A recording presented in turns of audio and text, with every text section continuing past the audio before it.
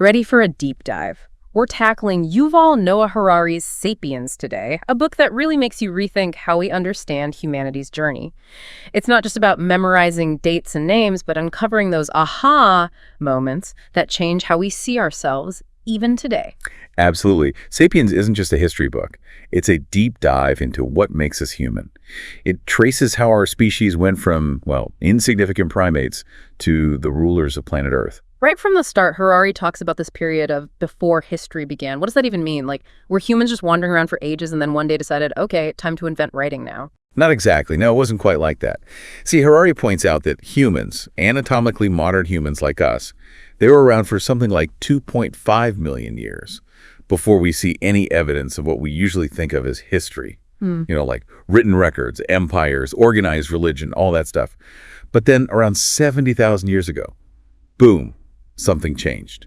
And it wasn't a physical evolution. It was all about cognition. The cognitive revolution, it sounds so dramatic, like a Hollywood movie. So was it like a software update for the human brain or something? In a way, yeah, kind of. Think of it as unlocking this whole new level of human potential. It's about language, abstract thought, and get this, the ability to believe in stuff that doesn't physically exist. It's not just about bigger brains, but how we were using them in a totally different way. Okay, so that's where this idea of imagined realities comes in, right? Can you give us an example? How is an imagined reality different from, something real, something concrete? Sure. Think about a nation. You can't, touch a nation, right? You can't smell it, can't put it in a test tube or anything. But millions of people throughout history have died for their nations, fought wars over borders someone just drew on a map, all because of this shared belief in something abstract. That's pretty mind-blowing when you think about it like that. It's like we invented these ideas, these concepts, that then went on to shape our actual reality. It's fascinating. But then Harari also talks about something seemingly pretty mundane, cooking. How does that fit into the grand scheme of human evolution? It seems kind of random. It might seem kind of basic, but honestly, cooking was absolutely huge. Think about it. Chimps, our closest relatives, they spend hours every day just chewing their food, raw food. But cooking, it's like pre-digesting food outside the body. That means humans, we need way less time and energy for digestion. So what happens? We potentially have all this extra energy to fuel our growing, energy-hungry brains. Fascinating. So like shorter guts, more brain power. But if these early humans were already capable of such complex thought, they were cooking, they had these imagined realities, what caused those early ecological disasters Harari describes? Like the megafauna extinction, that's kind of terrifying. Yeah, it really makes you think. See, around 70,000 years ago, Homo sapiens showed up in Australia, and not long after. Many of the continent's megafauna, giant kangaroos, these huge marsupial lions, creatures totally unlike anything alive today, gone, vanished. We were a little too good at hunting them, weren't we? Yeah, basically. Whether it was directly hunting them or indirectly impacting their environment, us showing up seems to have been the death knell for these amazing creatures. And it's a pattern we see again and again throughout history, this reminder that human ingenuity, well, it often comes with some pretty unintended consequences. It's like what Harari calls the luxury trap. We invent something to make life easier, but then it often leads to more complexity, more work, more problems. Right. Like email is a perfect example. It was supposed to be the simple way to communicate, but now, well, let's just say I haven't seen the bottom of my inbox in years. And it's not just technology either. Think about the transition to agriculture. On the surface, it seems like progress, right? Settling down, having a reliable food supply.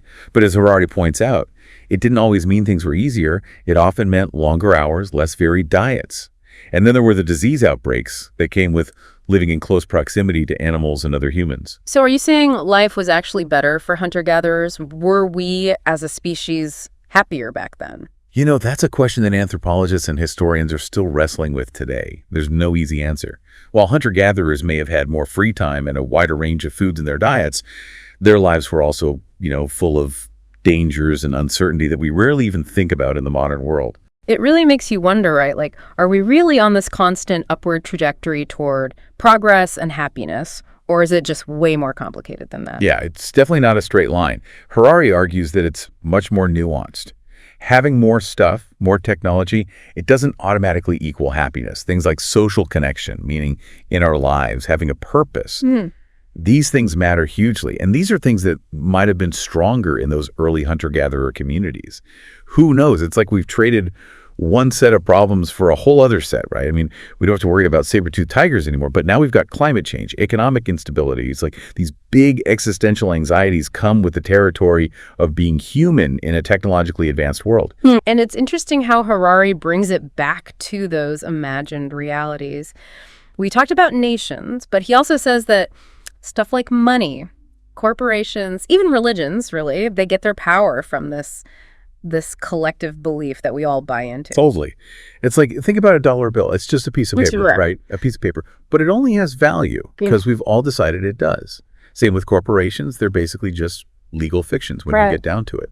But man, they have a huge impact on our world, for better or worse. It's kind of like mass hypnosis or something when you think about it like that. But what happens when those imagined realities start to break down? When people stop believing in the systems that have defined their world for centuries? I mean, that's when things get really interesting. Right.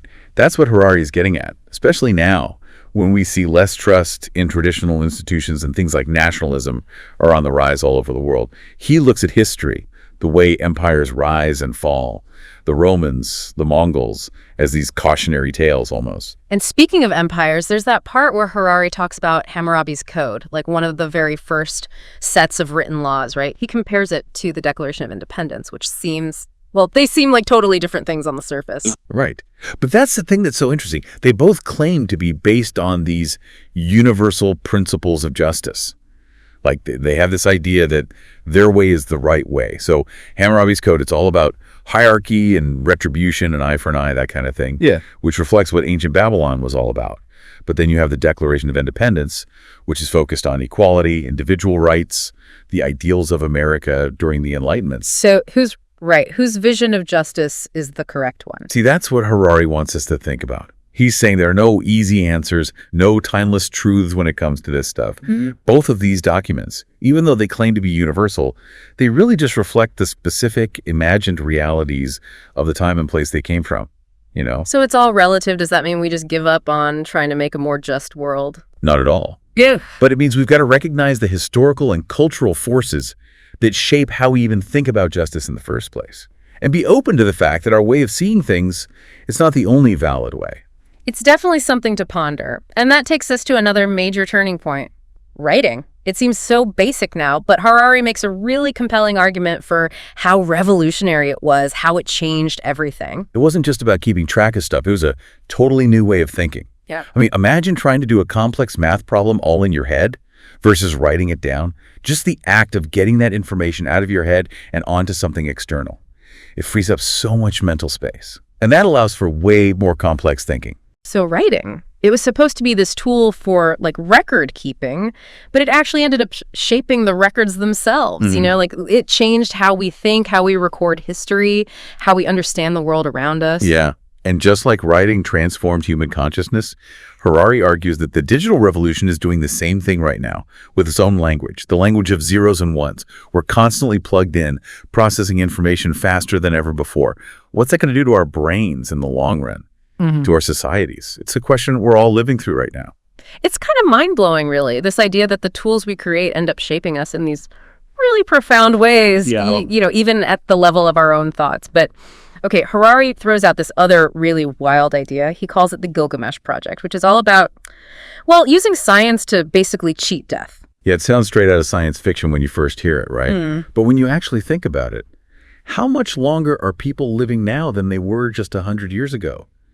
And it's all thanks to medicine, public health. It really makes you wonder what's possible, you know, if we keep pushing the boundaries. Exactly. And it's not even just about living longer, but living better. Harari gets into all this stuff about genetic engineering, nanotechnology. I mean, we're talking about potentially wiping out diseases altogether, maybe even reversing the aging process. And that's where it gets really interesting and potentially kind of scary. I mean, imagine if we could extend lifespan dramatically. Who would actually get access to that technology? Would it just end up making inequality even worse than it already is? We might end up in a world where it's not just about wealth and power, but about time itself. Like, who gets to have more of it? It's like opening Pandora's box. All these ethical questions, societal questions, we don't even have the answers to yet. And it all goes back to this idea that Harari keeps coming back to, the power of human imagination. We create these stories, these systems of belief, and then those things end up shaping our reality For good or for bad. It really makes you think, as we're on the verge of these huge technological leaps, what kind of future are we actually trying to create here? What are the stories we want to tell ourselves and our kids of what it even means to be human in a world where death itself might become, optional? It's a big question. So, big picture, as we're wrapping up our deep dive into Sapiens, what are some of the key takeaways you hope listeners will walk away with? Man, we've covered a lot of ground, from the cognitive revolution all the way to the Gilgamesh Project. But if I had to pick one thing, I think it's that history isn't just this straight line of events, but a series of choices. And those choices often have consequences we don't even see coming. So the more we understand those choices, the forces that shape them, the better equipped we'll be to make smarter decisions about our future. Hopefully. We're not just along for the ride, We're active participants in creating the world we live in with every thought we have, every action we take, every story we tell ourselves. Yeah. And each other. Yeah. And that's a powerful idea. If the stories we tell ourselves really do have the power to shape our reality, then we have a responsibility to choose those stories carefully, don't we? That's a great place to leave it. We've reached the end of our deep dive for today, but obviously the conversation doesn't end here. So to everyone listening, as you think about everything we've discussed today, ask yourself, what stories are shaping your world? And what new stories, what new chapters are you going to help to write? Thanks for